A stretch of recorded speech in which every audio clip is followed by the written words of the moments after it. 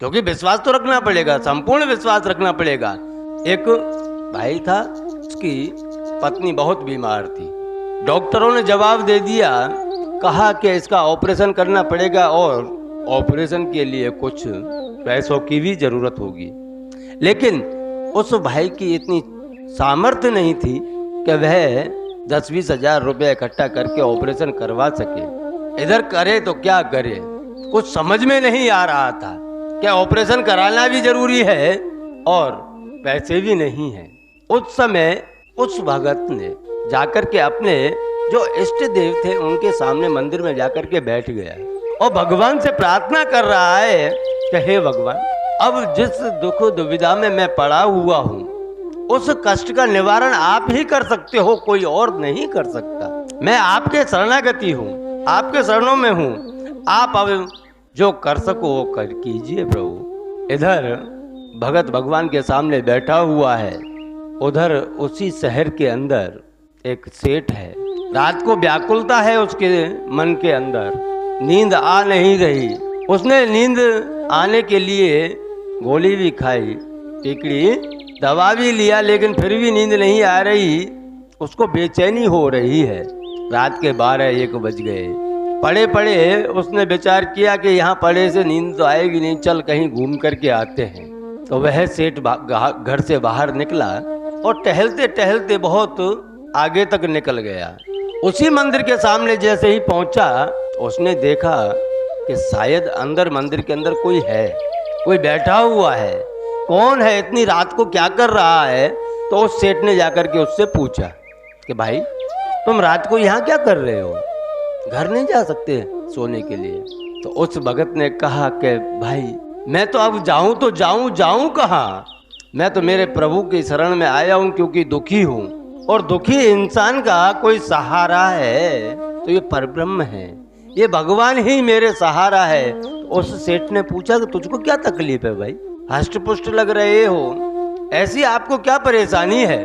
तब उस भगत ने कहा मुझे परेशानी नहीं है, लेकिन मेरी पत्नी है वह हॉस्पिटल में है और डॉक्टरों ने कहा है उसका ऑपरेशन करना पड़ेगा, लेकिन मेरे पास में इतनी सामर्थ्य नहीं है कि मैं उनका ऑपरेशन करा सकूं।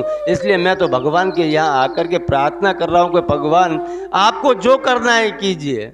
मैं तो अब हार चुका हूँ इस जिंदगी से, अब आपकी शरण में हूँ प्रभु, आपको जो करना है जैसा करना है वैसा कीजिए, इसलिए मैं भगवान से प्रार्थना कर रहा हूँ भाई। तो उस सेठ ने कहा कितना खर्चा आएगा? उस भगत ने कहा 50-60 हजार रुपये बोला है। इधर उस सेठ की जेब में इतना पैसा पड़ा हुआ था, उसने पैसा निकाला और उस भगत को दिया कि ले जाकर के अपनी पत्नी का ऑपरेशन करा लेना, जाकर के अपनी पत्नी का ऑपरेशन करा लेना, और दूसरा मेरा ये विजिटिंग कार्ड लेता जा, अगर और पैसों की भी जरूरत पड़े तो इस पते पर आ जाना और पैसे ले जाना।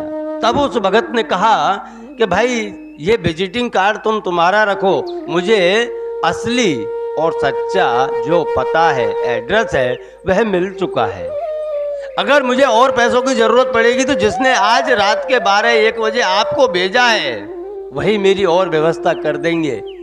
इसलिए अच्छा है मैं आप ये जो पैसा दे रहे हैं उससे स्वयं की पत्नी का इलाज करवा लेता हूँ, लेकिन यह पता मुझे नहीं चाहिए। इधर उसको पैसा देकर के सेठ चला गया और जाके सो गया, बड़े आराम की नींद सोया। उसके मन के अंदर जो बेचैनी थी वह बेचैनी मिट गई। वो बेचैनी किसकी थी? कि भगवान उसको भेज रहे थे, और हम भगवान को मानते हैं। मैं ना नहीं पाड़ता कि भगवान को नहीं मानते, मानते सब हैं, लेकिन विश्वास किसी को नहीं है।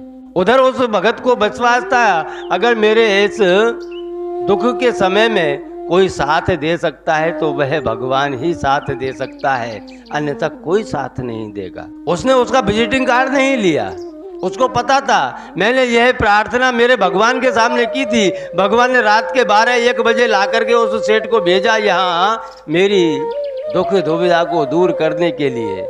इसीलिए कहते हैं कि विश्वास करो तो फल जरूर मिलता है, विश्वासम फलदायकम, कि विश्वास है आपको पर ब्रह्म परमात्मा के ऊपर तो आपके जीवन के सारे कष्ट वह दूर कर देते हैं। अब हम हमारे कष्टों को दूर करना भी चाहते हैं और विश्वास भी नहीं करते तो कोई नहीं आएगा भाई। तुम्हारा पड़ोसी भी तुम्हारे काम नहीं आएगा। अगर आपको पड़ोसी के ऊपर विश्वास है तो पड़ोसी भी आधी रात में खड़ा होकर के आपके लिए आ जाता है, तो इसमें तो हमारा भगवान क्यों नहीं आएगा? हमारे भगवान तो पहले दौड़ करके आएंगे अगर उसके ऊपर विश्वास है तो।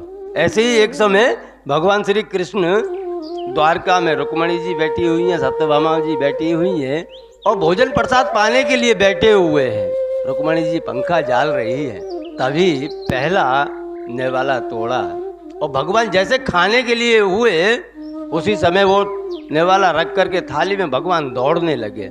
सत्यभामा जी और रुक्मणी जी देखती रह गई कि भगवान प्रसाद पाते पाते कहाँ दौड़े। दरवाजे तक भगवान दौड़े हैं और दरवाजे से फिर वापस लौट करके आकर के फिर भोजन करने लगे हैं। रुक्मणी जी से रहा नहीं गया कि भगवान ये कौन सी लीला थी?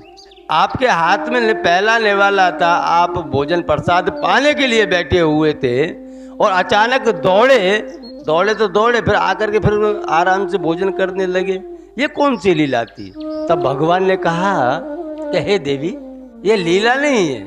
वहां पर मेरे एक भगत को एक भाई मार रहा था, तो वो मेरा नाम ले रहा था, तो मैं उसको बचाने के लिए जा रहा था। तो रुक्मणी जी ने कहा आप बचाने के लिए जा रहे थे तो फिर वापस आकर के बार उसको बचाने तो गए नहीं, वापस आकर के भोजन क्यों करने लगे?